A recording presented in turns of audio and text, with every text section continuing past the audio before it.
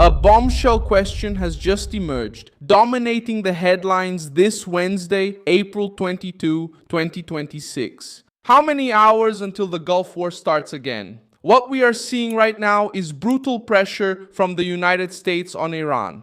A stalled mediation, an extended ceasefire without a solid foundation, and the Strait of Hormuz once again surrounded by fear, threats, and shows of force. There is a countdown scenario because the most important signs point to a deadlock that could explode at any moment. I'm going to tell you all about this, but right now, you'll want to be subscribed to the channel to stay well informed with real-time information in the best journalistic quality you've ever seen with the trust of Milson Alves. What happened in the last few hours helps to understand why the atmosphere has become so tense. Donald Trump decided to extend the ceasefire with Iran indefinitely, responding to a request from the country's mediators. But this extension came without a clear end date and without any guarantee that the peace talks will actually move forward again. At the same time, the Iranian government did not take the step Washington was expecting, and the meeting scheduled in Islamabad suffered a setback after both sides failed to show up as planned. This means the following: there was no peace, there was only a fragile pause, full of mistrust, with the war frozen in words but alive in reality. And that's where the heart of the problem lies. The Strait of Hormuz continues to be used as a political and strategic weapon. Reuters reported that Iran seized 2 vessels this Wednesday and that a third was fired upon, a clear sign that the sea remains tense even with the ceasefire in effect. The Iranian parliament itself, through Mohammad Baqir Kalibaf, indicated that a complete truce would only make sense if the American naval blockade were effective. In other words, Tehran is not treating Hormuz as a technical detail, it's treating Hormuz as a lever of power. That's what makes the situation explosive, because the Strait, which normally accounts for about a fifth of the oil and liquefied natural gas traded in the world, has become a central tool of coercion. Trump is pressuring Iran in 2 ways at the same time. On one hand, he tries to maintain the image that he still has the initiative and that he can secure a deal no matter what happens. On the other hand, he maintains naval pressure and continues to use the military and economic power of the United States to push Tehran to the table. Reuters reported that even while suspending new attacks, Trump maintained the maritime blockade of Iranian trade. This means that the truce did not remove the main pressure, it only changed its form. Immediate bombing is out, strategic pressure is in. That's why Iran responds with a hardline stance, displaying missiles and claiming total control over the maritime passage. The Iranian message is simple: without recognition of its conditions, there will be no normalcy in Hormuz. In today's news, the most important point is not just the risk of war, but the risk of a rushed, poorly crafted agreement that is unable to resolve the core of the crisis. The European Union has precisely an improvised solution. Meanwhile, Iran tries to keep Hormuz in its hands as a trump card and avoids giving in to the main demands. The recent news confirms much of this direction.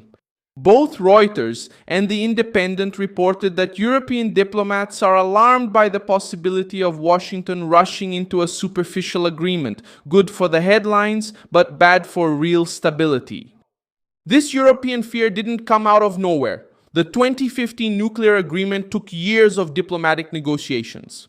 It involved experts, technical verification, and a long and difficult negotiation. Now, according to diplomats interviewed by Reuters and by Independent, there is concern that the White House might try to sell a quick victory, while decisive issues such as uranium enrichment, stockpiles of enriched material, sanctions, and international inspections remain poorly resolved. The warning is serious because a vague agreement would not eliminate the crisis. It would just sweep the problem under the rug for later, perhaps with even less trust between the sides, and it is precisely this void that could bring war back to the table in a short time. On the Iranian side, the resistance remains firm. Reuters reported that Tehran continues to demand an end to the war. Sanctions relief, reparations, and recognition of its control over the Strait. There is also a record that Iran has already put on the table the idea of allowing free passage through the Omani section of the Strait of Hormuz, if the agreement works, closed to prevent a new escalation. This shows 2 things at the same time. First, Iran knows that Hormuz is its biggest instrument of pressure at this moment. Second, the regime does not seem willing to give up this instrument without extracting a heavy concession. That's why the environment is one of a locked standoff. Trump wants Iran to back down. Iran wants guarantees and recognition, and neither side seems ready to truly give in. When you look at the whole map, the danger grows even more. The crisis doesn't end in Hormuz. Time magazine highlighted that Bab el-Mandeb, another vital route for global trade, is already on the radar because of threats linked to the Iranian side and the presence of the Houthis in Yemen. The logic is simple and frightening. If Hormuz has already shown how energy can be used as a target in war, similar pressure in Bab el-Mandeb would increase the damage to ships, oil, food, and maritime insurance. It's not an exaggeration to say that many people in governments and markets fear a second bottleneck, because that would turn a regional crisis into an even bigger shock for the world economy.